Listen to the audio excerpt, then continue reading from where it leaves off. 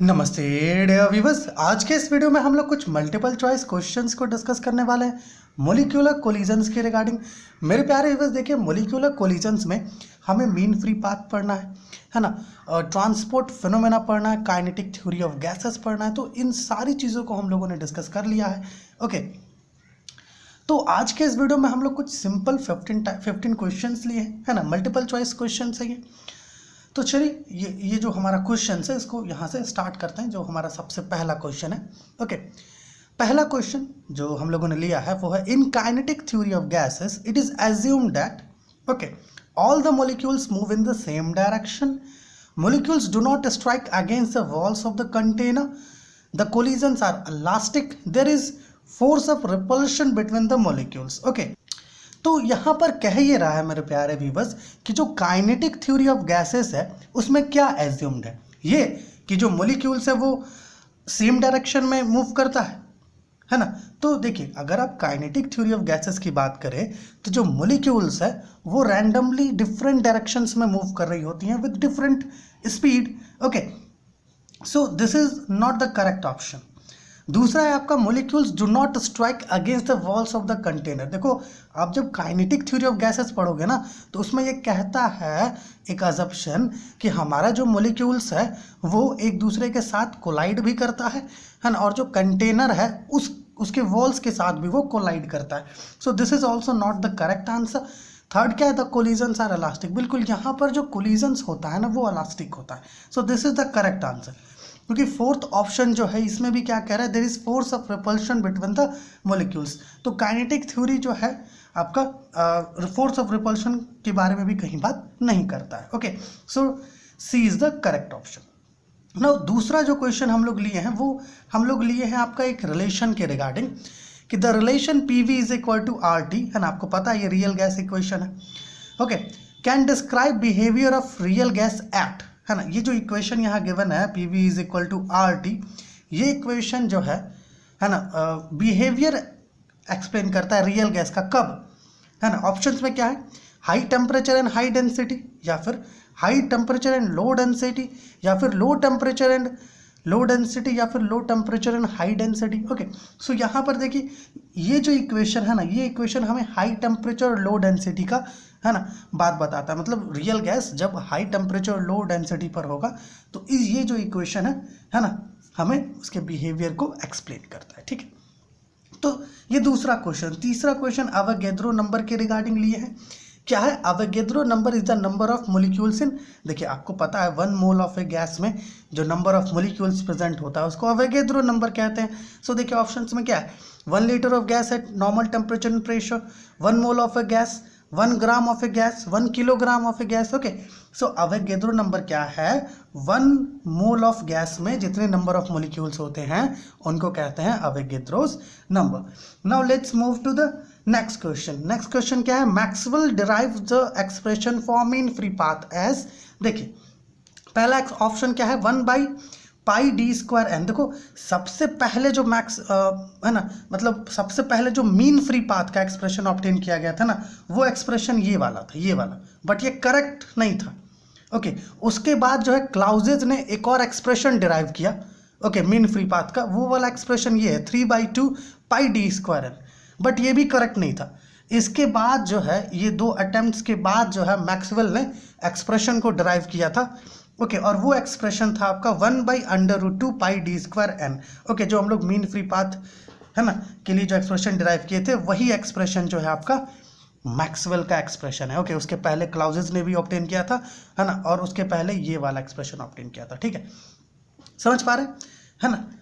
सो Maxwell ने जो expression derive किया था मीन फ्री पाथ का वो ये वाला है 1/√2πd²n। Okay, now this is the fourth question. Now let's move to our fifth question. यहाँ पर लिए हैं हम लोग फिफ्थ क्वेश्चन।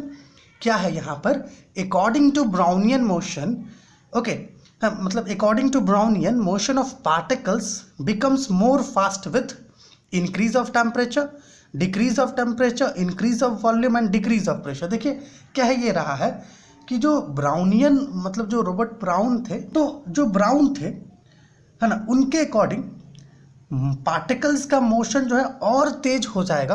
कब, जब टेम्परेचर बढ़ेगा। या टेम्परेचर घटेगा या वॉल्यूम बढ़ेगा या प्रेशर डिक्रीज होगा, है ना। ये चारों में से कौन सा सही है? ओके, तो ये जो ऑप्शन ए है जिसमें लिखा है इंक्रीज ऑफ टेम्परेचर, ये करेक्ट है, क्योंकि अगर टेम्परेचर बढ़ेगा तो जो हमारा पार्टिकल्स है ना, उसका जो थर्मल एजिटेशन के कारण वाइब्रेशन होता है वो और बढ़ेगा। इससे हम लोग ये कह पाएंगे कि जी मोशन जो है पार्टिकल्स का और फास्ट हो गया। Okay, now let's move to our sixth question. What is the sixth question? The mean free path of gas molecule is inversely proportional to. पहले तो मीन फ्री पाथ का आप एक्सप्रेशन देखिए, क्या होता है मीन फ्री पाथ का expression? Lambda is equal to 1/√2 pi D square N होता है। अब देखो यहाँ पर एन ये नंबर ऑफ मॉलिक्यूल्स होता है ना, पर यूनिट वॉल्यूम में। ओके, यहाँ पर पाई और √2 भी कांस्टेंट है, और ये जो डी है ये आपका डायमीटर है। तो हम लोग क्या देख पा रहे हैं? Square of diameter of molecule पर ये क्या है? इन्वर्सली प्रोपोर्शनल है। सो ऑप्शंस में देखिए क्या है? Molecular diameter, square root of diameter of the molecule. Okay, square root बोल रहा है, square of diameter of molecule and 4 power of molecule. इसके अकॉर्डिंग, इस फॉर्मूला के अकॉर्डिंग, है ना, लैम्डा जो है ये आपका, है ना, स्क्वायर रूट ऑफ, माफ कीजिएगा, square of diameter of molecule पर इन्वर्सली प्रोपोर्शनल होता है। सो C is the correct answer. ना आगे बढ़ते हैं। आगे क्या है? The mean free path, okay, of a gas in terms of pressure and temperature. देखिए ऐसे एक्सप्रेशन जो है मीन फ्री पाथ का ये वाला है, बट हम लोग क्या करते हैं ना, ये जो नंबर ऑफ मॉलिक्यूल्स है पर यूनिट वॉल्यूम, है ना, इसमें कुछ वैल्यू रखते हैं ताकि हम लोग इसको प्रेशर और टेम्परेचर के टर्म्स में लिख सकें। ओके, तो जो एक्सप्रेशन है ना, मीन फ्री पाथ का in terms of pressure and temperature, वो क्या है? आइए देखते हैं। आपका है ऑप्शन में Kp/√2 pi T D square. Okay, so this is not the correct expression. फिर है आपका Kt, okay, by √2 pi D square P. Okay, and ये जो है आपका ये करेक्ट एक्सप्रेशन है। फिर देखिए क्या है? Kpt/√2 pi D square. Now this is not the correct and ये भी करेक्ट नहीं है। ये जो है आपका ये करेक्ट एक्सप्रेशन है मीन फ्री पाथ का in terms of pressure and temperature. Now let's move. अब क्या है? The mean free path of a gas at absolute temperature T varies as, है ना, T इनवर्स, या वेराइज एज T, या varies as T square, या फिर independent of T। अब देखो मीन फ्री पाथ को हम लोग प्रेशर और टेम्परेचर के टर्म्स में कैसे लिखते हैं? इस प्रकार से लिखते हैं, यही ना है, Kt/√2 पाई डी स्क्वायर पी के फॉर्म में लिखते हैं। अब यहाँ पर अगर आप देखो तो लैम्डा जो है ये डायरेक्टली प्रोपोर्शनल है T पर, तो अगर टेम्परेचर बढ़ता जाएगा, है ना, उसी के अनुसार जो है आपका मीन फ्री पाथ भी वेरी करेगा टेम्परेचर के अकॉर्डिंग डायरेक्टली। ओके, सो हम लोग क्या कह सकते हैं?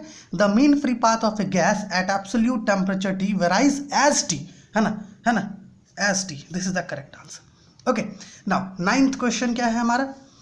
The satisfactory explanation of Brownian motion was. देखिए जो ब्राउन थे, है ना, ओके, जिन्होंने ब्राउनियन मोशन को ऑब्जर्व किया था, ओके, उन्होंने तो एक्सप्लेनेशन दिया था, ओके, बट जो सेटिस्फैक्टरी एक्सप्लेनेशन था वो आइंस्टाइन के द्वारा दिया गया था ब्राउनियन मोशन का। सो ऑप्शंस में क्या है? Maxwell, Einstein, Brown and Langevin. So Einstein is the correct answer. ठीक है, सेटिस्फैक्टरी एक्सप्लेनेशन ब्राउनियन मोशन का आइंस्टाइन नहीं दिया था, हाँ, ब्राउन ने, जो ब्राउन थे उन्होंने ऑब्जर्व किया था ब्राउनियन मोशन को, बट जो एक्सप्लेनेशन था वो आइंस्टाइन ने दिया था। ठीक है, आइए ट्रांसपोर्ट फिनोमेना के रिगार्डिंग क्वेश्चन से क्या है? Viscosity is due to. देखो हमें पता है ट्रांसपोर्ट फिनोमेना में 3 केसेस होते हैं, एक विस्कोसिटी, डिफ्यूजन और कंडक्शन। ओके, विस्कोसिटी जो है आपका, है ना, विस्कोसिटी जो है आपका ये वेलोसिटी ग्रेडियंट के कारण होता है। अगर डिफ्यूजन के रिगार्डिंग क्वेश्चन आएगा तो डिफ्यूजन आपका जो है कंसंट्रेशन ग्रेडियंट के कारण होता है, और जो कंडक्शन होता है ये आपका टेम्परेचर ग्रेडियंट के कारण होता है। तो विस्कोसिटी किसके कारण होगा? वेलोसिटी ग्रेडियंट के कारण। तो ऑप्शन में क्या क्या है? Concentration gradient, velocity gradient, pressure gradient and temperature gradient. So this is the correct answer, velocity gradient. Okay, now 11th question क्या है? यहाँ पर देखिए 10th तक कंप्लीट कर लिए। फिर क्या है? Diffusion is mainly due to, अभी हम लोग आपको बताए, है ना, डिफ्यूजन जो है जिसमें मॉलिक्यूल्स का, है ना, कंसंट्रेशन का बात होता है, तो ये कंसंट्रेशन ग्रेडियंट के कारण होगा। उसी प्रकार कंडक्शन इज ड्यू टू, किसके कारण होगा? ये आप जो है हमें बताइए, है ना, कमेंट करके बताइए। ओके, चलिए आगे चलते हैं क्वेश्चन नंबर 13 में। क्वेश्चन नंबर 13 क्या कह रहा है कि the coefficient of viscosity of a gas varies as T, varies as T power 3/2, varies as √2 and is independent of T, है ना। देखिए पहले तो हमें यहाँ पर क्या करना होगा, देखना होगा कि कॉफिशिएंट ऑफ विस्कोसिटी जो हमें ट्रांसपोर्ट फिनोमेना में मिला था उसका एक्सप्रेशन क्या होता है। देखिए एक्सप्रेशन क्या होता है, उसका एक्सप्रेशन होता है eta coefficient of viscosity is equal to 1/3 mn/c bar lambda होता है, ठीक है। ये एक्सप्रेशन मिला था। अब देखो पहले हमें क्या करना होगा, यहाँ पर लैम्डा को प्रेशर और टेम्परेचर के टर्म्स में लिखना होगा। ओके, अब लैम्डा को अभी जस्ट आप देखें ना कि लैम्डा को हम लोग प्रेशर और टेम्परेचर के टर्म्स में कैसे लिख सकते हैं, इस प्रकार से लैम्डा है, लैम्डा मीन फ्री पाथ है KT/√2 पाई d²p है, ठीक है। अब इसके जगह पर है ना ये वाले वैल्यू को रखेंगे तो क्या मिलेगा, eta is equal to 1/3 okay mn/c bar okay into KT/√2 pi d²p। Now अब इस एक्सप्रेशन को देख करके आप क्या क्या कह सकते हैं, ये जो पूरा एक्सप्रेशन है इस एक्सप्रेशन को देख करके हम लोग क्या कह सकते हैं, ओके इसके अकॉर्डिंग ये कह सकते हैं कि हमारा जो कॉफिशिएंट ऑफ विस्कोसिटी है वो डायरेक्टली टी पर प्रोपोर्शनल है ना, या फिर डायरेक्टली टी से वेराई करेगा। बट एक्चुअली ये कहना सही नहीं होगा, क्योंकि देखिए अगर टी से वेराई करेगा तो यहाँ पर हमारे पास सी प्राइम भी है, मतलब जो एवरेज वेलोसिटी है मॉलिक्यूल का। सो ईटा जो है ना आपका ये डायरेक्टली वेरी करता है किससे, सी प्राइम से, जो एवरेज वेलोसिटी है मॉलिक्यूल्स का, है ना। तो यहाँ पर ये जो सी प्राइम है ये जो है आपका स्क्वायर रूट ऑफ टेम्परेचर जो होता है एब्सोल्यूट टेम्परेचर, ओके है ना, इससे डायरेक्टली वेरी करता है। इसलिए हम लोग ये कहेंगे कि जो कॉफिशिएंट ऑफ विस्कोसिटी है गैस का वो वराइज एज √T, ठीक है, ये कहेंगे हम लोग, ठीक है। चलिए आगे का क्वेश्चन क्या है, the relation between coefficient of diffusion D and mean free path lambda is given by. देखो जो रिलेशन हम लोग को मिला था कॉफिशिएंट ऑफ डिफ्यूजन और मीन फ्री पाथ के बीच, है ना, डिफ्यूजन वाले केस में, है ना, वो क्या मिला था, वो कुछ इस प्रकार का था। डिफ्यूजन को D लिया है यहाँ पर, ओके हम लोग को जो रिलेशन मिला था वो कुछ इस प्रकार का था 1/3 mn/c bar lambda, okay c bar lambda, okay. एक मिनट यहाँ पर हम लोगों ने मिस्टेक कर दिया है, हम लोग यहाँ पर कंडक्शन वाला एक्सप्रेशन लिख रहे थे, माफ़ कीजिएगा। देखिए coefficient of diffusion D is equal to 1/3 okay c bar lambda से ये इक्वल होता है। यहाँ पर ये जो c बार है ये एवरेज वेलोसिटी है मॉलिक्यूल्स का, ओके। बट ऑप्शंस में क्या दिया है, D is equal to lambda v bar, तो समझिए कि c बार की जगह ऑप्शंस में v बार दिया हुआ है, ठीक है।